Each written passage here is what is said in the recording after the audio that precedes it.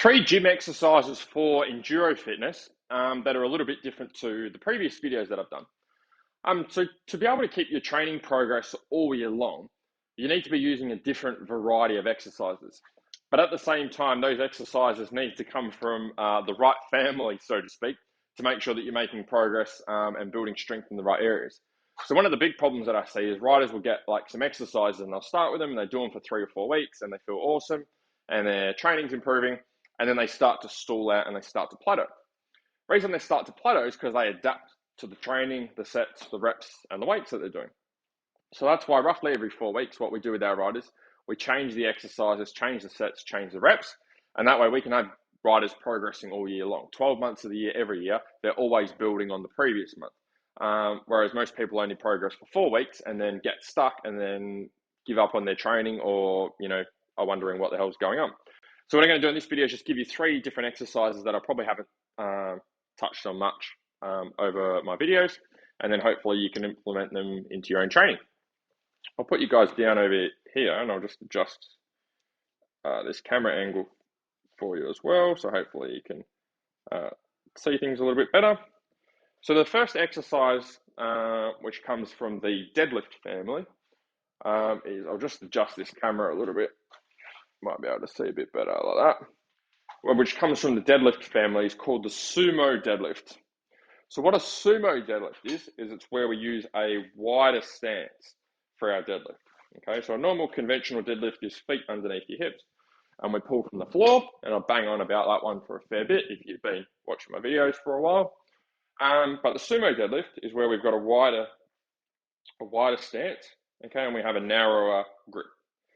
And so it's the same principle, okay, we're driving our knees out, okay, we're extending at the hips at the top, squeezing our ass at the top, making sure that we keep our back nice and straight. So this is just a variation of the deadlift, which keeps our training exciting, allows us to use different weights and just learn a new movement, and again, keep us progressing all the way through the year. So that's one that you can start off with, say 4 sets of 10 of those. Okay, you can do them once a week.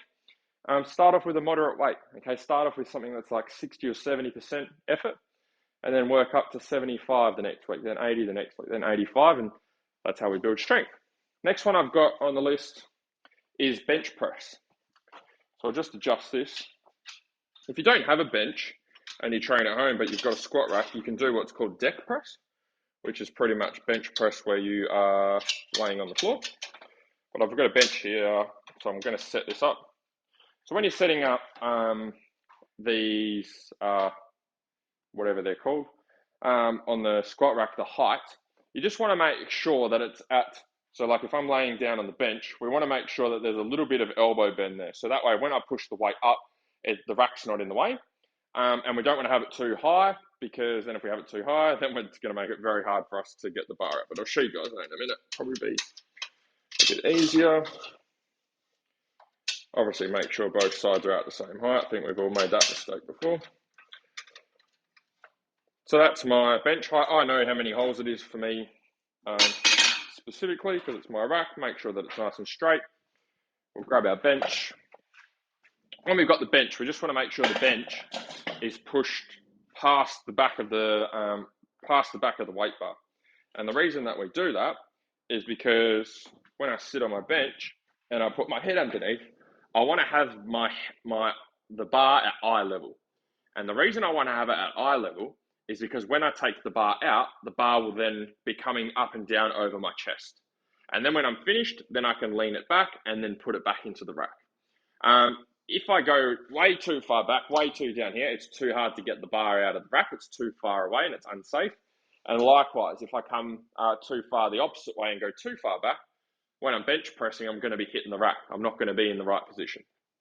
So as you can see here, for the bench press, I'm going to have about, the knurling is the rough bit on the bar. I'm about thumb width in, okay, from where the knurling starts on the bar.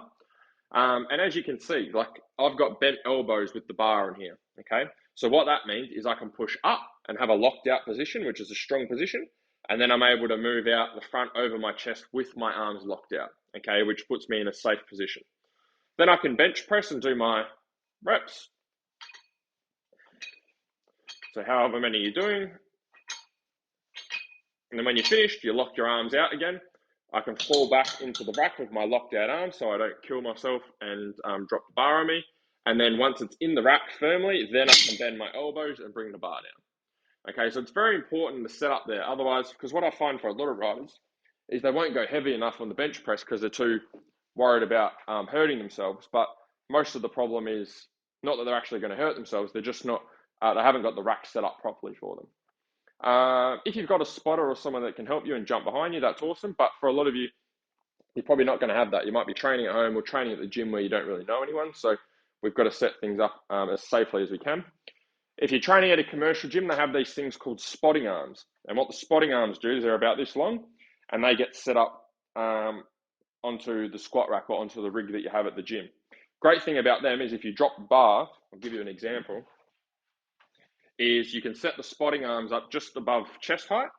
So if I'm doing bench press and I come down, I'm like, oh shit, I can't get it anymore, I can't get it, and I've got to drop it, it will drop it, but the spotting arms will catch it just above my chest so I don't crush myself.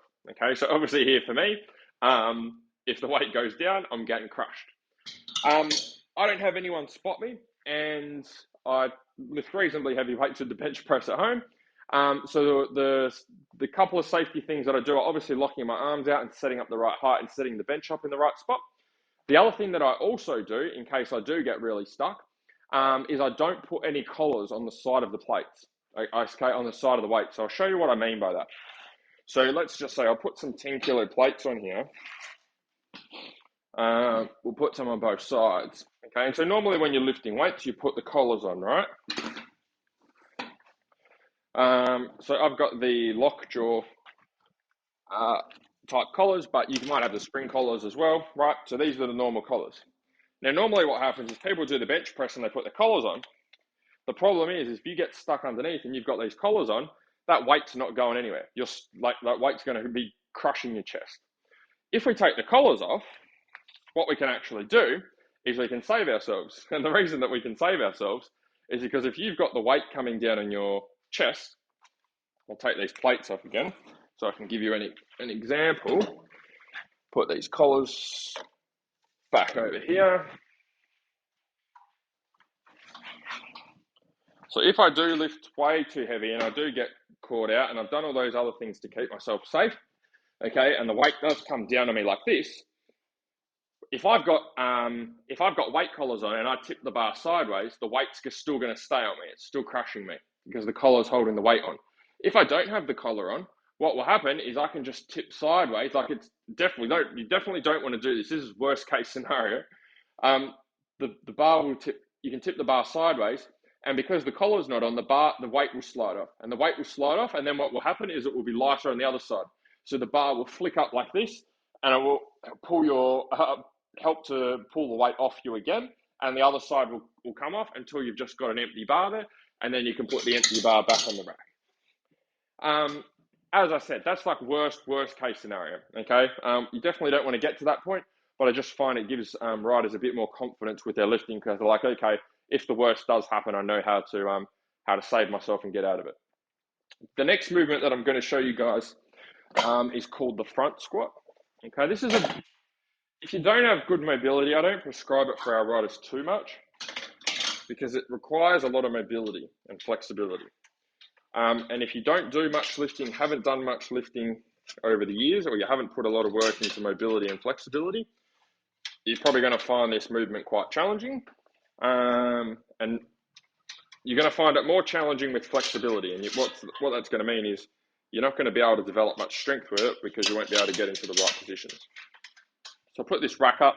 Again, when we're setting up these racks, set them up at just below your clavicle collarbone height. And I'll show you why we do that. So when we're coming in, we want to make sure that when we're grabbing the bar, we have to kind of have a little bit of a dip in our knees. So if I come under for my front squat, okay, you'll notice my knees are bent at the moment. That means I use my legs to stand the weight up, okay, and then I shuffle back. So a front squat again is requires a bit of mobility and flexibility to get in the right position and to have your elbows up, and then we can do our squat from there.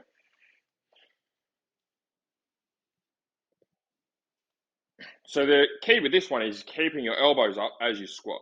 If you don't have the mobility, it's probably going to look like this, and then like this, and look terrible, and you're going to hurt your back, and it's not going to feel very good, and your wrists are going to hurt. So again, sorry, I didn't demonstrate it there properly. Let me do it again for you guys. So when we're coming in again, we come in, okay, and then we use our legs to bend down to the rack, make sure it's in the rack, and then let go. If the rack's too high, you're going to have to go up on your toes, which is going to limit the amount of weight you can lift, to make it really uncomfortable and really unsafe. So there are three movements. Number one, sumo deadlift, which we talked about, deadlift with the wider stance. Two, the bench press, which we just set up, going through all the safety for that. And then also the front squats that we just went through as well. Again, if you'd like some help with this stuff, guys, you want your training mapped out, you're not sure what you're doing, or you just want to be confident in making sure you're doing the right stuff, apply for my Fast Laps program below. We'll map absolutely everything out for you, so there's no guesswork whatsoever. It's just get in there and get it done and do the right stuff. So if you're keen on that, apply below. Otherwise, hopefully you enjoy this video.